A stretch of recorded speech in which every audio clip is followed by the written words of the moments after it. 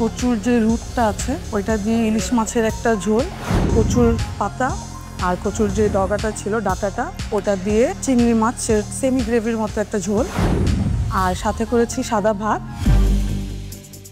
এই তো বাংলার স্বাদে এখান থেকে এখানে চলে এলাম। মানে আমি এক কথা বলবো, ওয়াও।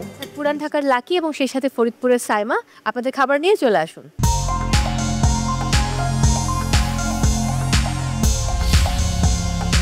আজকে বানিয়েছি সাদা ভাত, কচু দিয়ে ইলিশ মাছের পাতুরি আর কচু ঘোটা, সাথে কচু ভাজা।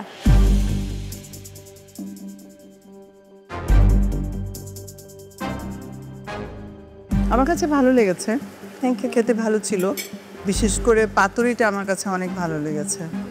প্লেটিংটা যদি একটু মাটির প্লেটে হতো, মানে বাংলার স্বাদে একটু টান পড়েছি, আদারওয়াইজ ভালো ছিল।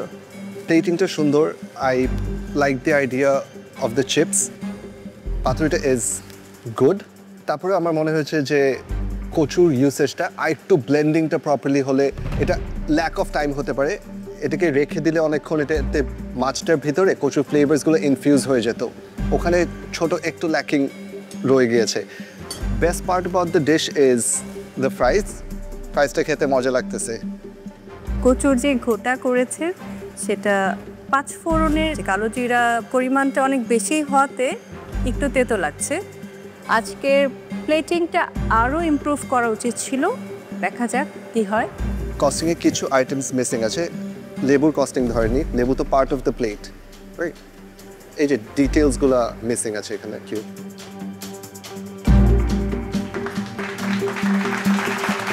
Thank you.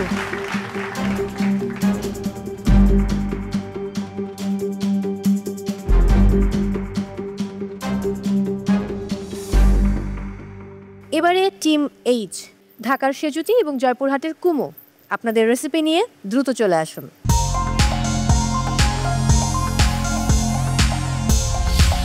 কচুর যে রুটটা আছে ওইটা দিয়ে ইলিশ মাছের একটা ঝোল, কচুর পাতা আর কচুর যে ডগাটা ছিল ডাটাটা ওটা দিয়ে চিংড়ি মাছের সেমি গ্রেভির মতো একটা ঝোল, আর সাথে করেছি সাদা ভাত, একটু পেঁয়াজ ভর্তা আর কচু ভাজা।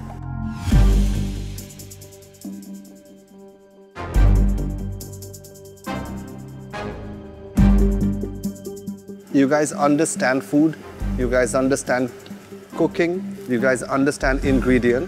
আমি জানি না গত এপিসোডে কি হয়েছিল। What a comeback! Wow, What a comeback! Thank you very much. মানে আমি এক কথা বলবো, ওয়াও। সব কিছু অসম্ভব সুন্দর, এবং কচুর যে ডোগাটা যেটা, ওটা এত ফাইনলি মানে পুরো মুখে দেওয়াতে মেল্ট হয়ে গেল, ভিতরে উপরের বাগারটা ভালো ছিল, আর মাছের সাথে যে কচুর যে কাঁটাটা, আমি বলেছিলাম যে হাফ মুন, আসলে সেটাই হয়েছে। সব কিছু everything was very nice, fabulous. Thank you, thank you. আমার আর কিছু বলার দরকার আছে? বললে ভালো হয়।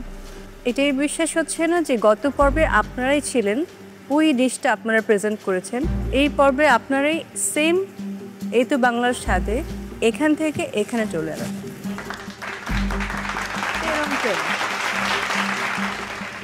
জান ফেরত এসেছে আবার।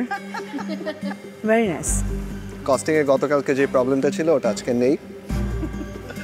নাইস, ঠিক আছে, সুন্দর।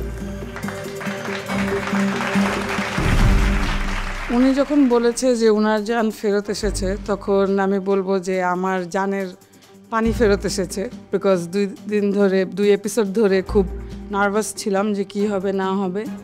সো ওনার কাছ থেকে অ্যাপ্রিসিয়েশন পেয়ে খুব ভালো লেগেছে।